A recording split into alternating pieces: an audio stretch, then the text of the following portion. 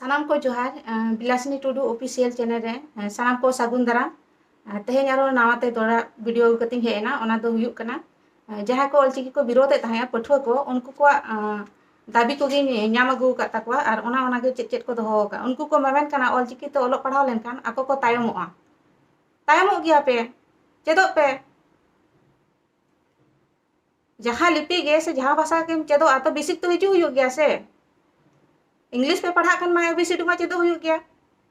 चेल कर पे अड़िसो कना चेल कान पठुआ कना पे आर को मेमेन कना ऑलचिकी ते ऑल पढ़ा लेन खान आको सवाद को बदलोआ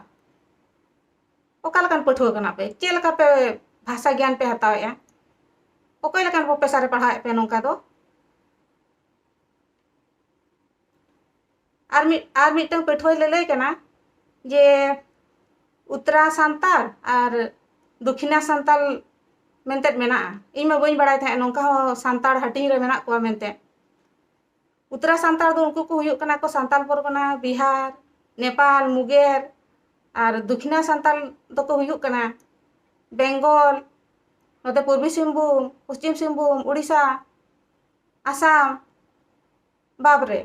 नोका सांताल पे हटिंग का को आर को मेमेन कना सांताल परगना दो उनको दो आको दो भाषा कना और एटा को जहां को रोड कना उनको दो बोली कना उनका हो मेना मेनते मा इमा बई बड़ाय था सांताल भाषा और बोली इमां बड़ाय सानाम के सांताल कना को उनको मिटन के लिपि मेना ऑलचिकी लिपि आको दो शुद्ध भाषा कान तकोआ आको दो भाषा कना बाकी होड़ा दो बोली कना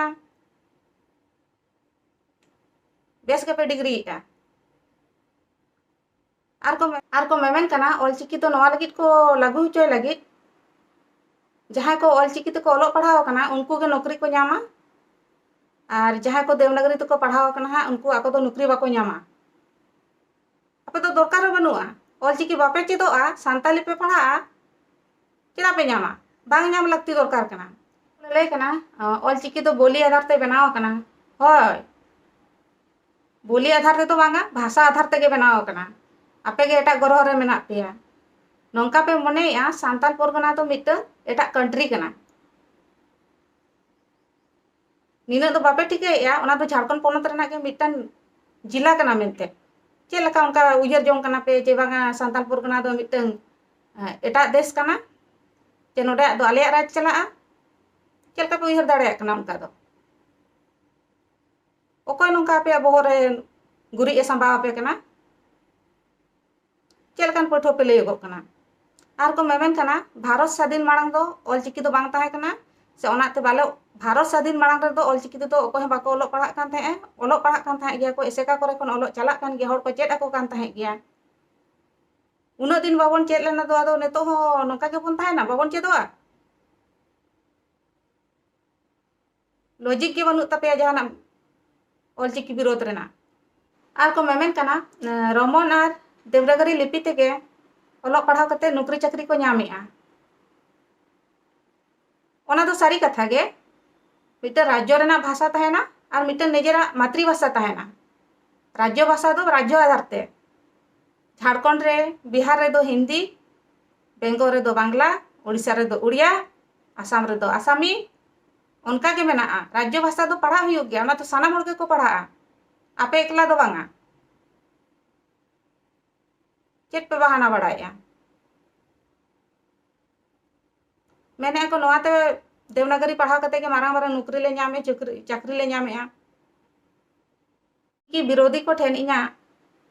कुकली तहन कना होय जे आपे रोमन स्क्रिप्ट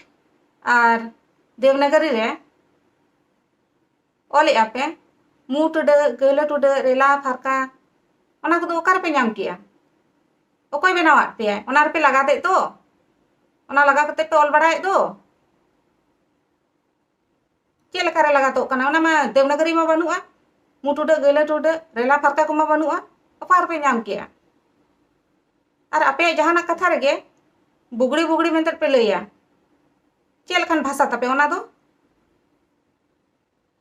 उनका भाषा दो से आपे ठेन के व्यवहार पे एटा हर को आलोपे मेता को तेई खना खबरदार अडी हिस्सा हर तो चेलकान हर कना पे बुगड़ी बुगड़ी कथा पे मेनेआ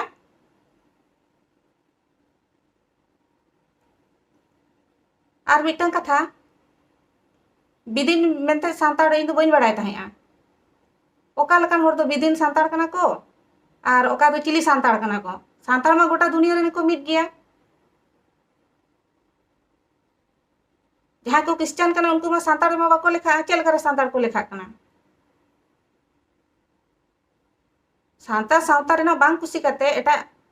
जात रेना एटा धर्म जो पे अपनार हुई का तो सांताड़ चल करे पे लेखा कना सांताड़ मा उनको कना को जहाँ जहर को बोंगा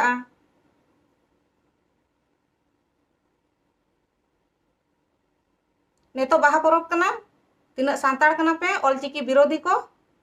बाहा बोंगा पे बाहा को बोंगा पे जहर रे